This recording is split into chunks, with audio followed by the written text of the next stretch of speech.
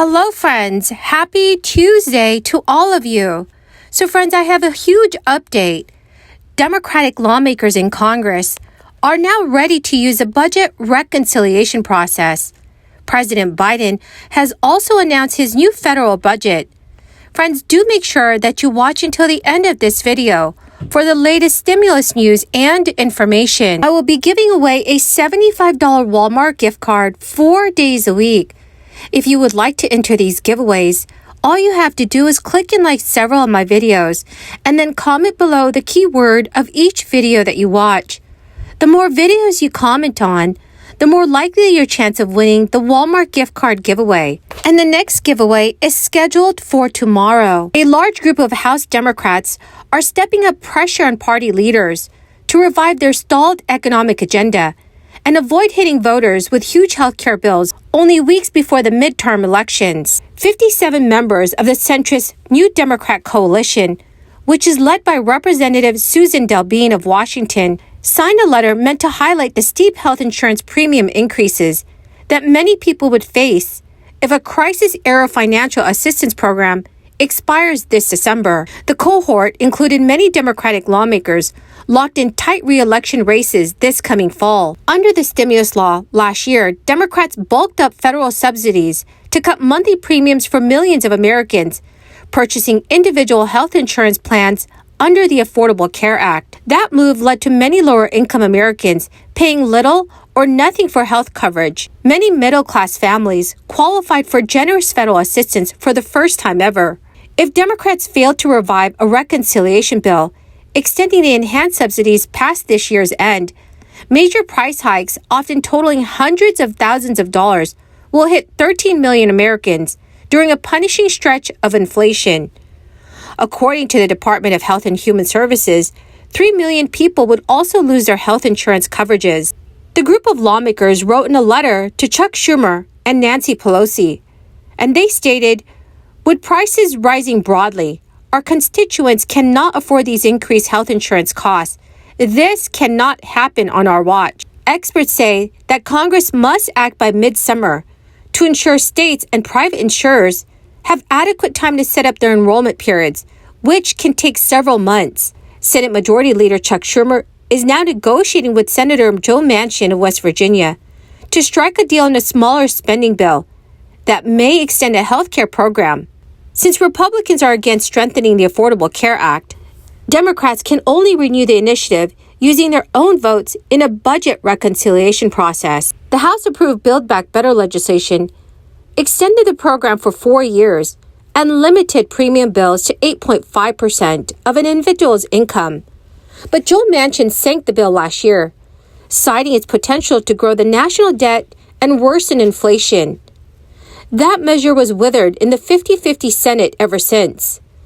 Chuck Schumer and Joe Manchin have met several times in the past 2 months to cut a deal on the smaller bill, which many senior Democrats hope to advance in the Senate by August 1st, 2022. A new report from the Congressional Budget Office shows that the amount of money spent by the federal government each year to service our national debt is on track to reach unprecedented highs within the next 10 years.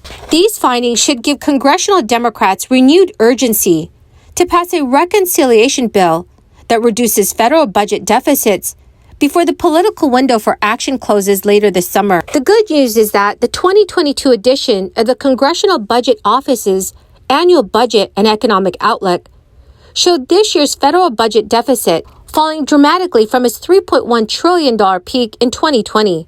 The decline was due almost entirely to the expiration of stimulus programs that created to shepherd the economy through the crisis. But these stimulus measures also came at a cost.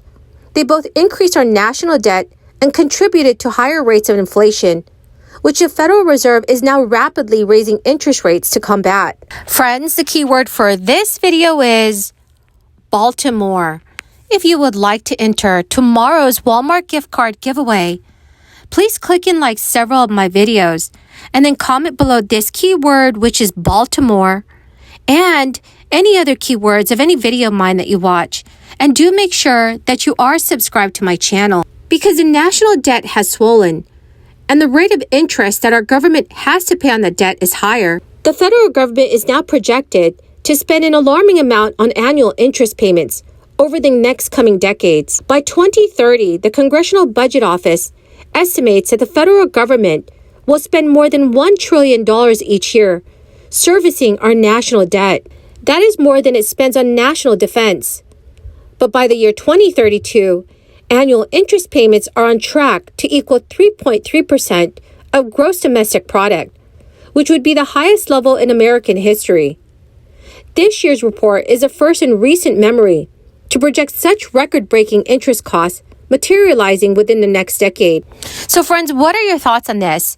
What are your thoughts on what's going on in our country? Please let me know your thoughts in the comment section below. Well, my amazing and beautiful friends, that is the end of my daily stimulus update video. Thank you very, very much for joining me here today. I greatly appreciate all of you who are watching my videos daily. Thank you so much, friends, and have a wonderful and blessed Tuesday. Take effect. Even top liberal economists warned Democrats' agenda could spark massive inflation. The consequences for working families have been particularly harsh.